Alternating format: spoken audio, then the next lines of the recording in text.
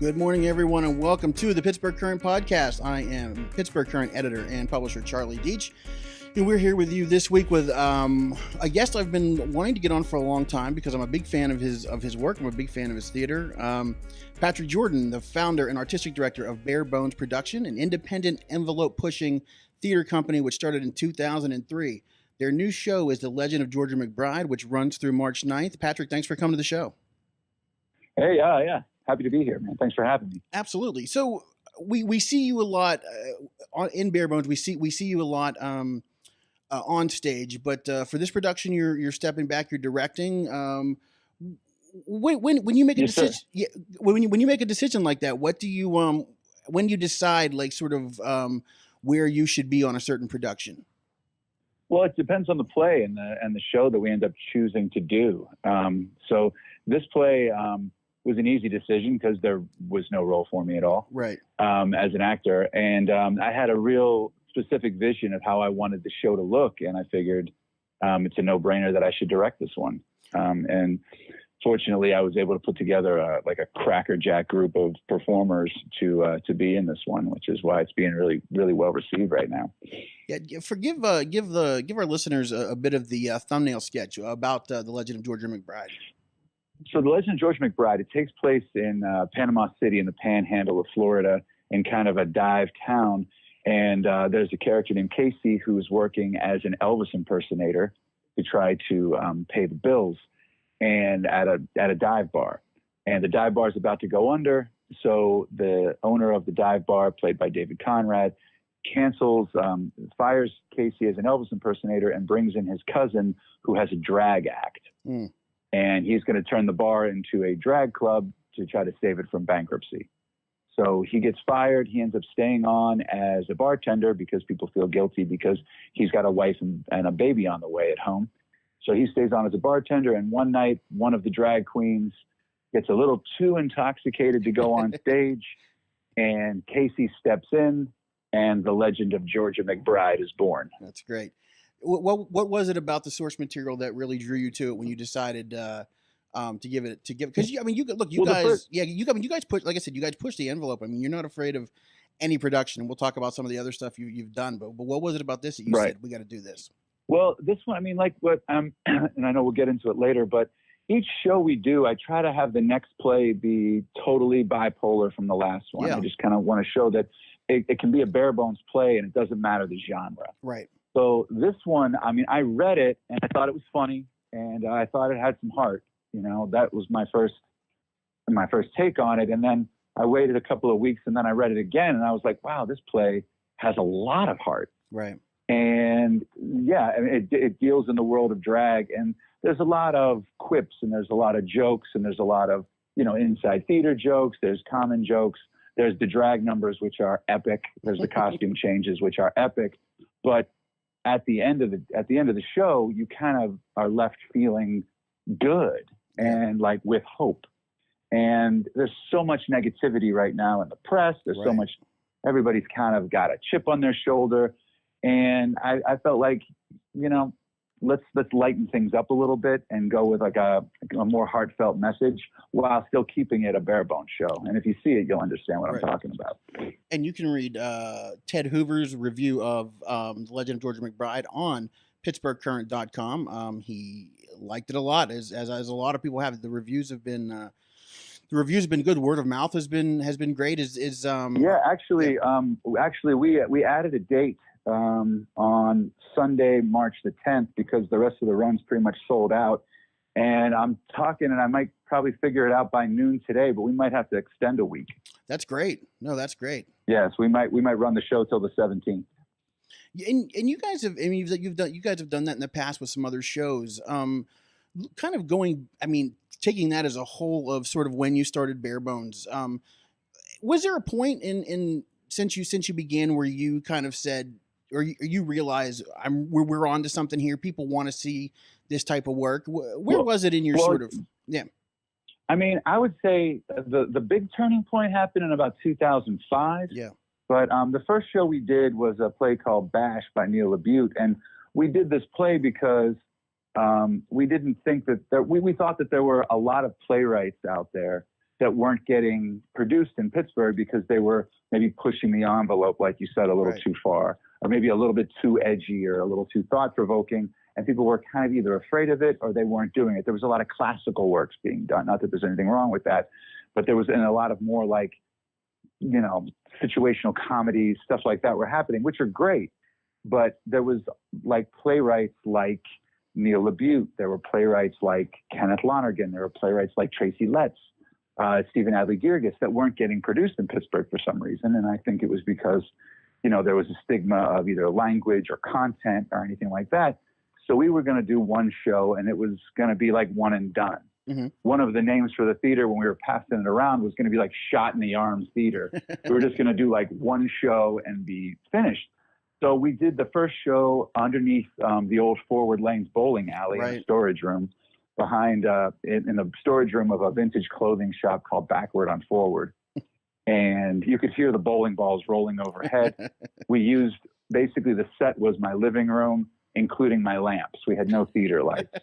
And we thought we were going to get, you know, maybe 10 or 15 people a night would be awesome. We were getting 80 crammed into there. So we did that for a couple of weeks and then that was going to be it. And then, you know, we thought other theater companies are going to start doing these plays. They didn't. So then we did a Kenneth Lonergan play called This Is Our Youth. Mm-hmm. And in addition to that, we, you know, had a different band play every night. We commissioned an artist to have art in the lobby. And, you know, I would buy a keg of beer every night and just give it away. Right. So that was our second show. And then we did a couple more shows. And then when we did a show called Frozen by Bronnie Lavery, we did it at Engine House 25, which is now the Roberto Clemente Museum. Yeah. And we had two actresses, Helena Rawadi and Susan McGregor Lane joined the cast, and I was in the cast as well. And Melissa Martin directed it. And it kind of, having those two actresses kind of catapulted us into legitimacy. Mm-hmm. And more people started kind of coming and seeing what was going on. And then it was another play. And then we started, you know, we were bouncing around to different bars, clubs. We did a show at the Upstage right after it closed, like the day after it closed, mm-hmm. Before it became an Aldi or whatever grocery store it is now. So we did all that. And then we started a residency at the New Hazlet Theater, and we were there for about 7 years. And we did a number of productions there. And then we, you know, jumped to Braddock for a couple, went back to the Hazlet, and then we ended up doing a show at the Ace Hotel, that wrestling play, Chad Deity, that we had talked about earlier. And now we've just been at our theater in Braddock ever since. Do you think that when you guys started and then as you started getting more and more people, do you think you were creating a new theater audience, or do you think you were beginning to draw from the traditional Pittsburgh theater audience? I think it was a mix. I think it ended up being a mix. When we started doing it, we thought we were creating something new. Mm-hmm. But in reality, there was a theater audience that was hungry for what we were doing as well already. And, you know, for a while there, we had, you know, one of the younger audience bases coming to see our shows. Now, that could be from content. That could be from, like, the fact that we were having different bands. We was like a punk rock theater kind of a vibe as we were getting going. So we had a nice cross section of people, and that kind of continues to this day. Yeah. And I think it's somewhere in between. Yeah. Yeah. I mean, you've also, I mean, you've had some great talents also come on your stage. You talk about David Conrad doing this play. Bingo O'Malley has done some work for you. That's just, Bingo worked with us on 4 different shows. Bingo actually, in my opinion, he basically made us, he added a lot of legitimacy to it. I mean, Bingo's as much a part of this theater company as I am. Right. And I mean, he's been my mentor through the whole thing. Well, that's great. And in what kind of ways was it in play selection? Was it in sort of, I mean, Bingo actually, he's been around for a long time. Well, Bingo's been around, but I mean, he's like, we actually named our stage after him in Braddock. Right.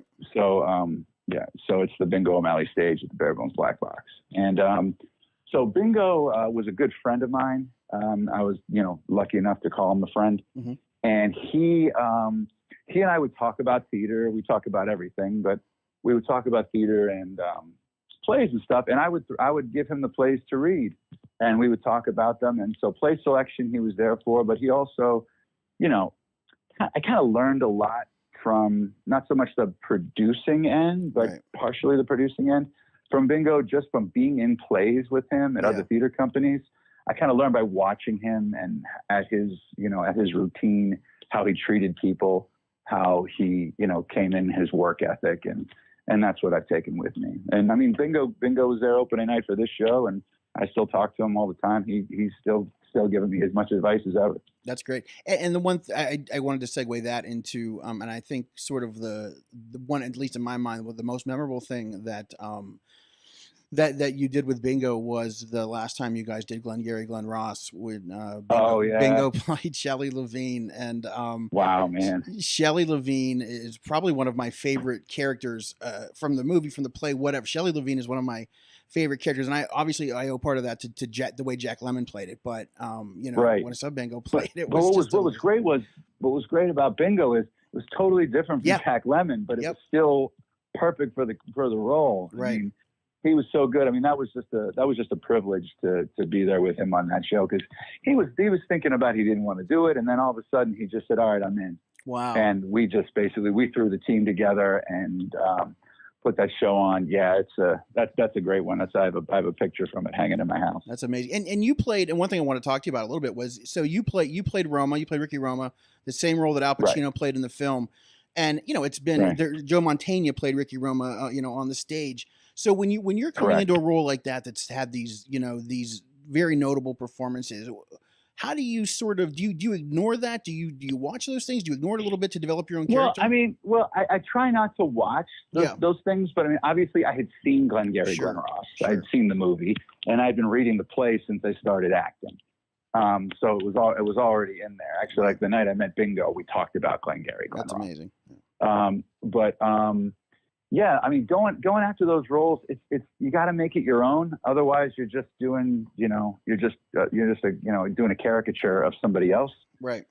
So you got to make it real. Like when I did Roma, I kind of made him a little bit more Chicago, which was probably more along the lines of the Mantegna than the Pacino. Right. Yeah. But I kind of went my own way with that.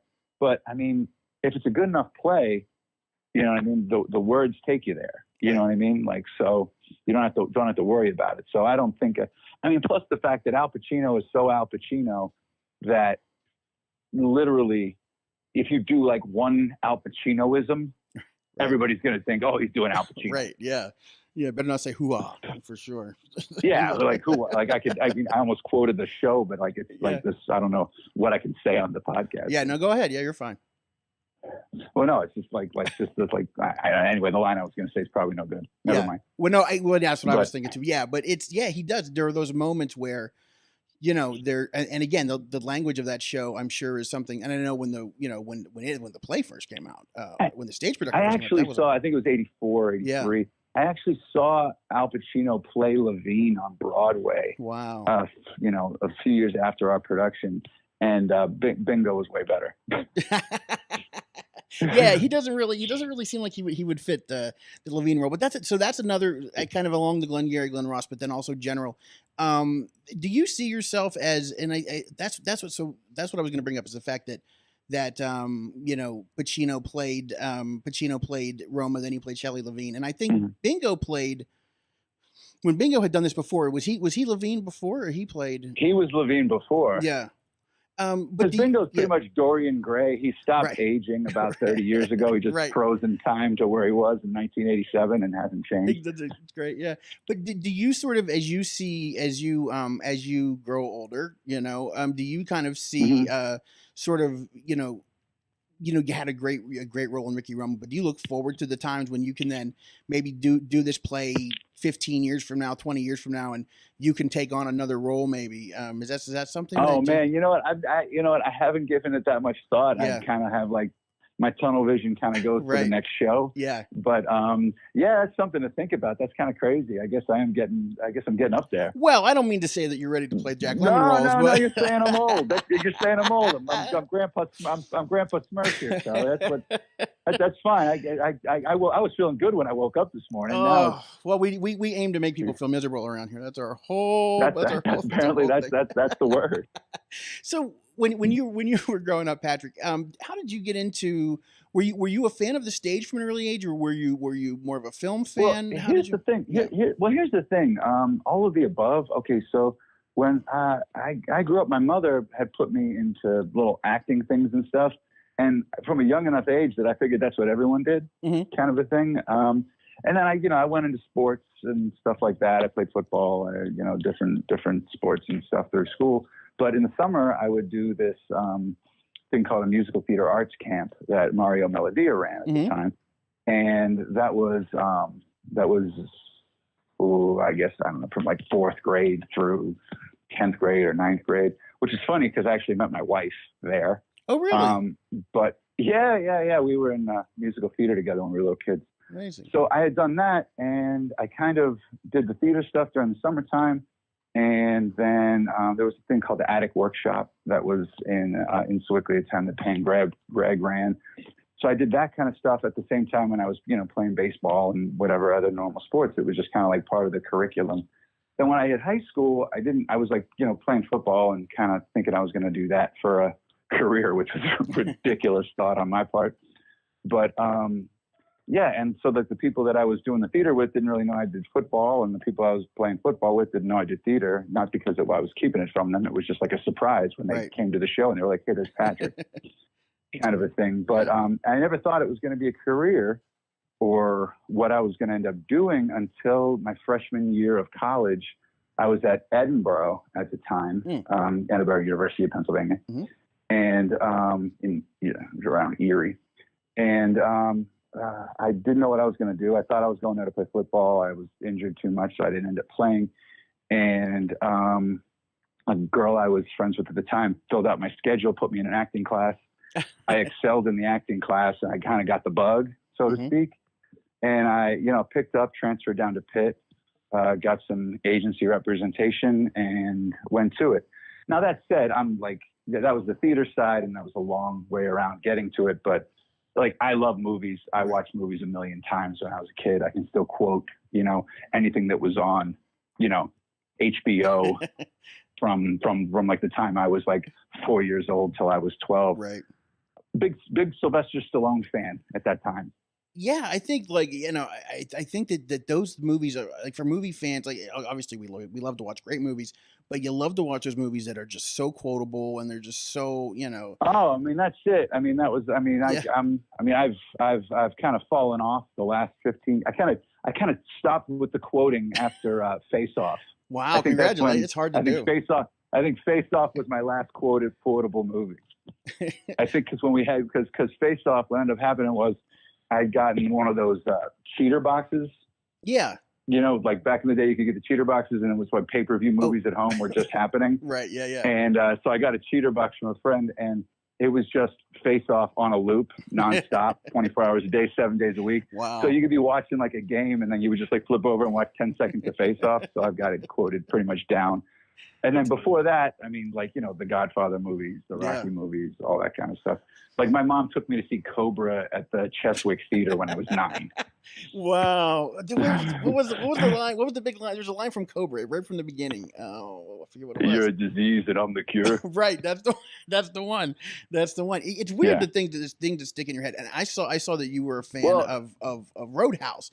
But my Patrick Swayze, big Roadhouse. My Patrick Swayze line, for some reason, is from the movie Next of Kin, when he goes and he says, I believe in the hereafter, and you know what I'm here after. I forget who played his wife, but it was one of those things. Yeah. And it's weird. Like, I don't know who's seen Next of Kin more than once, except for me. And that sticks with you. My favorite line from Roadhouse was probably, well, other than everything Sam Elliott says, but my favorite thing from Roadhouse was probably when the one guy goes, well, he's like, everyone should be nice.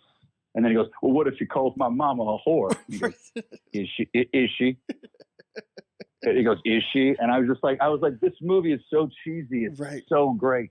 Yeah, no, Yeah, that is a classic piece of American cinema, and I will go to the mattresses for that. Funny, going back to Bingo, the first night I met Bingo, he and I got in an argument about me saying Roadhouse was a fantastic movie.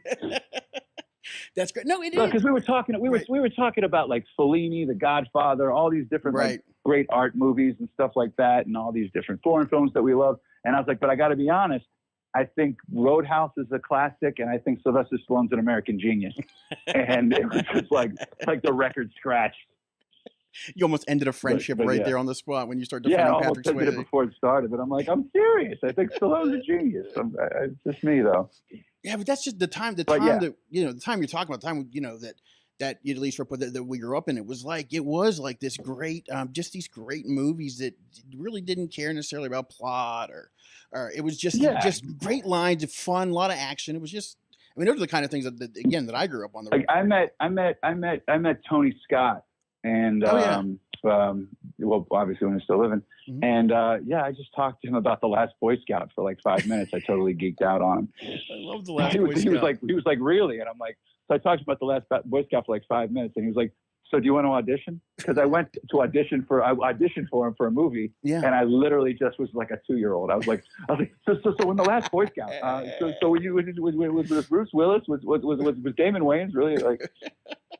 No, that's another one that just I couldn't tell you 5 lines, but I can tell you when he says Hedder, I'm like, how many fingers on your scale was my wife when he talks to oh wow, that's a good one. I mean, that, like, if you, I mean, I don't want to get off on a tangent here. No, but please. Bruce Willis does not utter a line in that movie that's not quotable. Right. Head or gut. There's so many good ones in there. Yeah, like literally, he doesn't say anything. Yeah, it's not like he throws ice cream out the door and he comes back and he says, "You know how I hate to waste food." It's just the whole movie. Anyway. No, I'm getting off here. I'm sure there's more questions here. Listen, there are, but listen, I could ask 1,000 about 80s movies too. They're the best. So where are you guys going next? Where do you think Barebones is headed for the next performance? Do you have something mapped out or a couple of ideas or? We got a couple of things. I just want to see. We haven't, we're kind of flirting with doing a different kind of model than doing like a full season up front. I kind of we've been really fortunate with really great actors to work with us, both local and national actors, since we started. And I think part of that is because we've got some flexibility and availability. And now what's helpful for us is we've got our own theater space and it's there. Right. So like if when we get off the phone here, I'm gonna have a phone call to see if we're gonna extend or not. But we have the option to extend. Right. When we were doing shows at the New Hazel Theater, now the New Hazel Theater is still my favorite theater in the city of Pittsburgh. Right. I just love the history. I love the structure. I love everything about it. But we would do a show for 3 weeks, and our third week we're cramming them up in the rafters, and there's no other place to put people. We're adding rows of seats on the ground, but we can't extend, because they've got something else booked in there right after us. So what's cool is now, I mean, right now we've gone from 3-week runs to 4-week runs. And then maybe this Georgia McBride, maybe it'll be a 5th week run. So that's helpful for us as well. But I've got a couple of shows that I want to do, but I'm at the behest of certain actors' schedules that I want to work with. Sometimes the plays, the performance rights, sometimes they come and go. So things kind of move around a little bit. We should have something else coming probably by May. That's great. When you guys moved into your theater, were you actively looking for a space at that time, or was it a matter of convenience? I've been actively looking for a space since 2005. Right. But it ended up working out because John Fetterman, Lieutenant Governor, was the mayor, Braddock at the time, and he's one of my best friends. Yeah. And we had always been talking. He had talked to me about doing a show down in Braddock and blah blah blah blah. So I thought, we'll get there. We'll figure out a way to do it. And then he called me one day and was asking about, do I know anybody that could open up a restaurant in town? And I said, well, Kevin Sousa. He said, I was thinking of Kevin Sousa. So I went and talked to Kevin and brought Kevin down to Braddock to meet John and see the town. And, next thing you know, Kevin's putting his restaurant there. Right. So the restaurant went through a couple incarnations, and we were there at the current Superior Motors, and John, Kevin, and I were walking around, and there was this dead space in the back that they didn't have any use for. And I said, well, you got a high enough ceiling, you could probably put a little theater back here. Right. And they both looked at me, and I went, oh, shit, yeah, I should put a theater here. I wish I knew somebody, right? I was like, oh, that's a good idea. Let's do it. So, and that's how it happened. And we did our first 2 shows there before the restaurant was open, before the restaurant had walls. Right. Wow. And it was cool because Kevin on Friday and Saturday nights did he would make small plates, and I'd buy some wine and cheese and stuff, and we'd give it out up in Fetterman's house upstairs. Right. And so at the Fetterman place, so people could go and get a taste for what was coming. Then when the restaurant went into construction, there was no way we could do shows there. I mean, there were no walls and everything like that. So we went back to the New Hazlet for One Flew Over the Cuckoo's Nest, and then we went to the Ace Hotel for Chad Deity. And we've been at, I think this is our 5th show in Braddock since. And interesting you brought up those 2 plays, because that's what I wanted to kind of ask you about. So when you're looking for work, I mean, are you looking for a work rather, not looking for work? When you're looking for a work, Mm-hmm. Are you drawn more to something that people haven't seen, like Chad Deity, or are there plays like Cuckoo's Nest, like Streetcar, like Glengarry Glen Ross that still fit in the mold of what you're trying to do?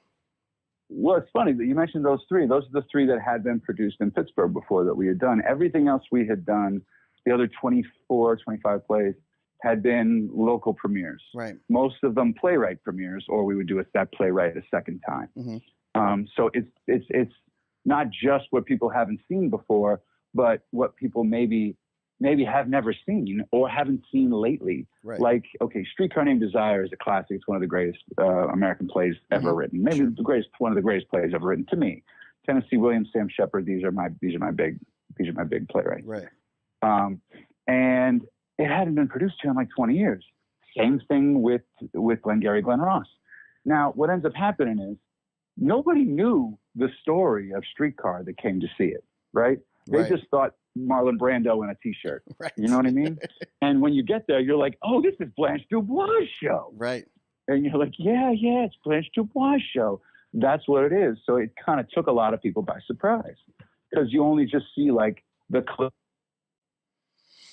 And it appears as though we have lost Patrick for the moment. We will get him back. But let me try and fill. Let's see how I am at that. New issue of the Pittsburgh Current. Well, first of all, this is the Pittsburgh Current podcast. It is about that time. This is the Pittsburgh Current podcast. You can check out all of our daily coverage at pittsburghcurrent.com, and you can check out Patrick Jordan, what they're up to at barebonesproductions.com. And he is back. Great. Yeah, so you know the website already. You don't have to worry about that. So I'm not sure where we were. So you're talking about again putting maybe. We're good. Okay. Hello? I'm sorry. No. I'm sorry. We got a little confused there. So when you're doing something that's known, it's probably people don't really necessarily know the story or know how, because again, a movie is quite different a lot of times from the original written work. Well, exactly. Well, 2 things, 2 points on that. One on One Flew Over the Cuckoo's Nest. Yeah. Totally different. The chief talks. Right. In the play. He's the narrator. Glengarry Glen Ross, everyone's like, hey, where was the Alec Baldwin part? Right. That's in the movie. That's not in the play. It's actually better without it. Right. Another thing, I actually had a critic call me after Glengarry, and they were like, hey, did Bingo O'Malley drop some lines? I go, what are you talking about? Bingo O'Malley, first of all, doesn't drop lines. Right. But what do you mean? He was like, because I remember the play had more about Shelley Levine's daughter. Right. And I said, no, that's the movie. Right. That's not the play. The play keeps it vague, and I feel like that's better, and that's the difference between stage and film. So anyway, enough about that. But yeah, the plays we have done that had been done here before were those 3, and there had been a 20-year gap, and I thought the timeliness of it. So when we did Glengarry Glen Ross, the financial crisis had just hit. Right. So I thought, like, okay, greed, boom, there's the story without hitting you over the head with it.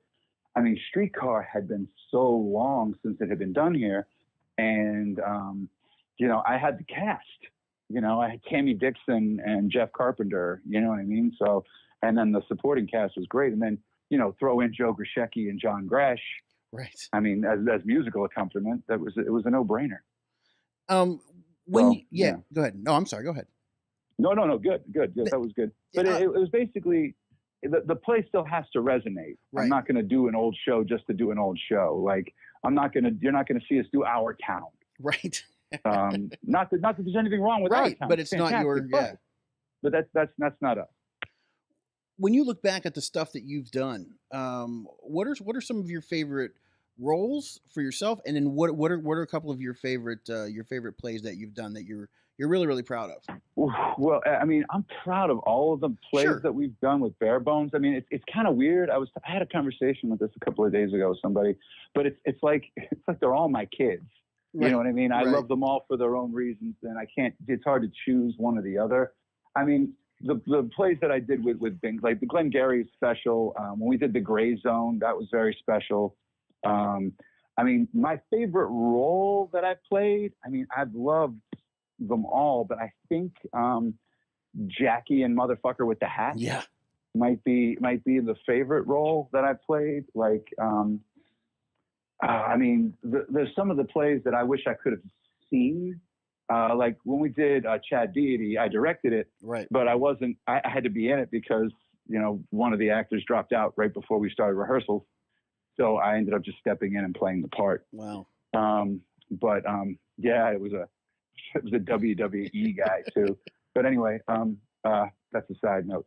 But yeah, so I don't know. I mean, they all have different reasons. Like when we did Take Me Out, I thought that was an epic play because I loved the story. I couldn't believe no one else had done it before.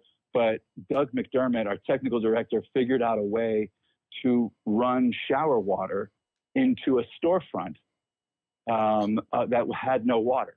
Like, wow. You know what I mean? It was just like, it was like a banquet room. It was called Navara. It was attached to the old Bossa Nova, and it was an empty room. And the owner of that place, Robin Fernandez, literally thought we were just going to put some chairs in a circle and put on a show. He left for a weekend, came back, and we had like a full set built, raked stage, running water, showers. He was like, "What the hell did you guys do?"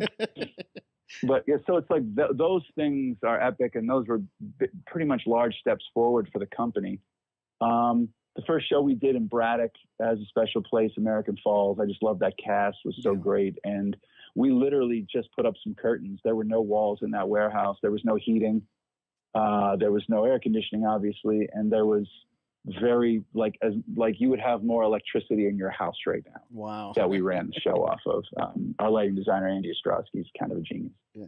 Is there a dream? Figured out how to pull that off. Is there a dream show for you, or something that you really, really want to do? Oh man, I don't know. All of them. I don't know. I mean, I've been really fortunate. Yeah. A lot of my dream shows have happened. Right. Like Streetcar was a dream. Glengarry was a dream. Bug and Killer Joe were dreams. I mean, it was just a dream to me to produce Killer Joe, like the Tracy Letts play. That one also had Joe Grishecki as well, doing musical accompaniment. I mean, I don't know. I mean, my dream show is probably the next show, and I don't know what it is yet. That's great. It's the next one I work on.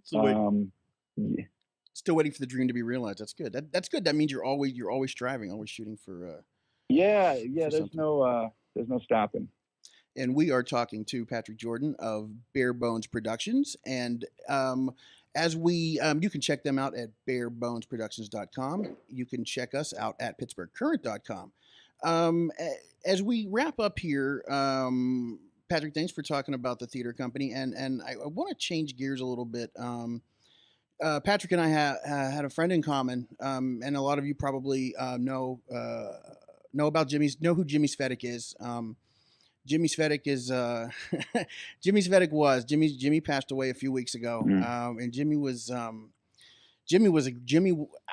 don't think I know a better person on this earth than Jimmy Svedek was. He worked with kids. He was a poet. He was a police officer. He was a fighter. He was a fight trainer. I mean, he's absolutely, I've called him a Renaissance man for years, and that's absolutely what he is. And Jimmy lost a battle with cancer, like I said, just a few weeks ago. And Jimmy, I've known Jimmy for probably close to 20 years, and really a lot in the past 4 years or so. I think we grew closer. He would come up and hang out at our office. And one thing I will say that Jimmy was a very generous guy. And one thing that Jimmy was always collecting money or toys for the Police Athletic League toy drive at Christmas. And I'll say this is Jimmy was never afraid to ask for anything. And but one thing I'd never seen Jimmy do, aside from pick up a lunch tab or something, Jimmy was never a guy who was writing checks. He was the guy taking these checks and spending it on the kids. But when we first opened, Jimmy came in and we talked, and Jimmy knew, it was kind of a hard time of what went down. And Jimmy pulled out his checkbook and he gave us a donation so we could buy some street boxes so we could get our product out on the street. And there's tons of things I'll never forget about Jimmy, but that's one of them. And I haven't really talked about it much since it happened. And so with you coming on, I thought you knew Jimmy as well, and I thought maybe we could talk a little bit about Jimmy, about what he means to you. Jimmy's Jimmy. I mean, I made a really long post and stuff about this, but to call him a legend is just putting it lightly. It almost cheapens the term, because he was 1 in a million. I mean, he's 1 in 10 million. Yeah. I mean, it's just there was nobody like him, and I've been around a while. When Jimmy and I met, we hit it off right away. And you talk about Jimmy not being afraid to ask for stuff. I mean, there were days that there'd be 15 messages on my phone from him. Like, he would just call me and keep calling, kid, we got to do this. But Jimmy and I kind of bonded over fighting, over boxing, right when we met. And then, I told him I was an actor, and he said that, he told me about Warrior and Nick Nolte and all this other stuff. And that was all well and good. But then he started talking about his poetry. And I kind of read his poetry, and we went crazy for it. And then he became like a family member. I mean, after that point, we would talk on the phone several times a day. We'd get lunches constantly.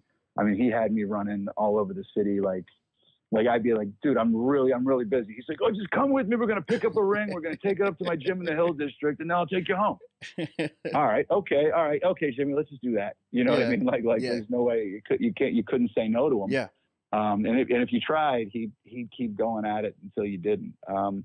His poetry is amazing. We did his poetry readings several times, probably maybe 20 or 30 times around the city. From what he did over at Hemingway's to large scale things that we did at larger theaters. I ended up connecting him with Attack Theater, and they based a dance show on some of his poems.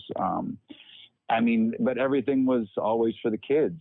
Yeah. You know what I mean? He would, there was no greed in him. He just literally wanted to take care of everybody. And at one point, I think he had like 16 or 17 boxing gyms going. Right. And to walk around with Jimmy, it would be like he, like wherever you went, he knew people. Yeah. Right. And it didn't matter if we were at a gym in the Hill District, if we were walking, if we were going to do a poetry reading in Homewood or whatever. He'd run into 5 people, and then boom, boom, boom, boom, boom. He'd connect the dots. He remembered all of his cases. He had total recall. Mm-hmm. So when he was a cop, and then when he was doing narcotics undercover, those stories. Yeah. I mean, it's how Hollywood should be beating down the door for that. Yeah, and that's go ahead. But Jimmy was one of the first people at my house when I brought my daughter home. Oh. He was just a great guy, hysterical, told the funniest jokes, and he was all heart. Yeah. And what was crazy was, his heart wasn't working for him. Right. He'd be like, my heart's working at 4%. I'm like, you got to be kidding me. Yeah. Slow down. Like this last Christmas, I talked to him. He sounded tired for the first time. And I was like, what's up? And he's like, we did close to 10,000 gifts for the kids and blah, blah, blah. I said, you don't have to do it all yourself, Jimmy. Right. But he felt the need, man. He was constant state of motion. It's going to be a big loss. Yeah. I still can't imagine a world without him in it. He's bigger than life kind of character. Yeah. And Jimmy had been battling, various health ailments, but then the cancer for a while, and it gets to the point he always rallied. Yeah, exactly. You get to the point that you're sure that this is it, and maybe you've spoken to him for the last time, and then he's, he bounced back. This is just a couple of months ago, and then he just bounced Well, bounced yeah, back in the office. Fortunately, I was able to visit him in the hospital when he got moved to hospice. We were in a 10 out of 12 days of rehearsal for the show, so we had like an hour and a half dinner break. So I just left and ran to just spend a little bit of time with him in the hospital the day before he passed. And I mean, he was in there. He was he was talking about setting up boxing shows, and then he looked at me and he said, "You know what? You're going to work on this. We're going to do a tribute in about 4 weeks. After I die, 4 weeks, Wow. You'll do a tribute. You bring the Secret Society of Dog to the masses." I went, "All right, buddy, you got it." Yeah. Yeah, man. I mean, just the net that he threw. I mean, you'll see. I mean, people from all walks of life. I mean, Antoine Fuqua loves him. Nick Nolte obviously loves him. Gavin O'Connor. He was just out with Gavin O'Connor a couple months ago. He went to New York. They do all kinds of tribute nights for him and everything. Just everybody that came across him. The film community calls him Jimmy Pittsburgh. Yeah. And the funny thing, there are people who, I mean, I think everybody knows who he is, but there are a lot of people that had, I'm sure, what they will classify as like a close relationship with Jimmy. And he had that with so many people, and he's just, how he had time to do it all was just, it was pretty amazing. So he understood something that a lot of people don't understand. Yeah. You know what I mean? He knew what was important, and he kept things moving. Yeah. You know what I mean? Like, he was in a million places, and his wife Gloria, amazing too. She's picking up the slack, and she's, she just contacted me the other day to do ring announcements. I couldn't do it, so I have a friend doing ring announcements for one of her Golden Glove fights coming up this Saturday. Yeah. So. Yeah, I realized, things have been, things get hectic and you get a lot of, I didn't notice, I actually missed a call from Jimmy, probably a week or so before he died. And I didn't realize, didn't even see it until after he passed. And that's a regret. He was probably just letting you know. Yeah. It was a regret of mine that I didn't see the call and that I didn't get to. That's okay, man. But he gets it. We're talking about him right now, and he would love that shit. Yeah, he would. He would. It'd be great. And, like I said, there's going to be an event coming. I don't know the details yet, but it might be on, I believe the 19th of March. And we will bring you the details for that when it's announced. Yeah, I would hope so. I know Rick Bach, the artist, is going to be doing some stuff, and we're going to try to, blow it out. Fantastic. It should be great. Yeah. Patrick Jordan, I thank you for and I want to say, wow, but it is, if you know Jimmy, it's not a down note that we're ending the show talking about. Yeah, no. It's this weird thing. It's just, he's I'm not trying to end it on a down note. I mean, no, I don't. Yeah. I mean, but I mean, he's one of the best men you could have ever possibly met, and if he made you better just by being with him. And absolutely. If he did not like you, you were a real asshole. I mean, you must have been an asshole because he liked everybody. Absolutely. Yeah. You must have been a real jerk if Jimmy didn't like you. But yeah, Jimmy's a hell of a man. But yeah, that's great. But well, thank you for doing this, and thank you, Patrick Jordan. Thank you very much. Come see the Legend of George McBride. I think we're probably going to have to extend because I think there's only one day with tickets available. And that's the 10th right now. So get your tickets, get it going. And as soon as that information is available, we'll make sure we get that out to the masses as well. Patrick Jordan, thanks so much for joining us. All right, anytime, guys. Thank you. Thank you. And that was, wow. So sorry for taking that down a bit of a personal note, but for those that know Jimmy, it's a huge loss to the community, and hopefully we can get enough people rallied to make sure that as you heard Patrick say, 10,000 toys is what Jimmy gave out last Christmas, and it grew every year. His list grew every year, and Jimmy, screw Santa. Jimmy didn't have a naughty or nice list. Jimmy didn't see that in kids. Jimmy saw the best in kids. And I am looking for that announcement. I got right here. Bethany's messaging from up the street wants to remind everybody of the Raise a Glass event coming up on March 23rd. celebrating your drinks issue for Pittsburgh Current. Go to the website, sign up. You guys will be crawling in Lawrenceville on March 23rd in support of that drinks issue. Absolutely. We got some good content planned for you for that issue. Check out this Tuesday. We'll be out with the new issue. Lots of arts and entertainment coverage. We're probably going to have a little something on the Pittsburgh Pirates. So look forward to that. And also, again, I think we made this announcement last time. We just hired, we have, in my opinion, three of the best columnists in the city: Ariana Behringer, Sue Kerr, and now Jessica Semler. So be sure to check out their stuff in the Pittsburgh Current this week and online. And this has been the Pittsburgh Current podcast. Thanks a lot for joining us, and we'll see you next week.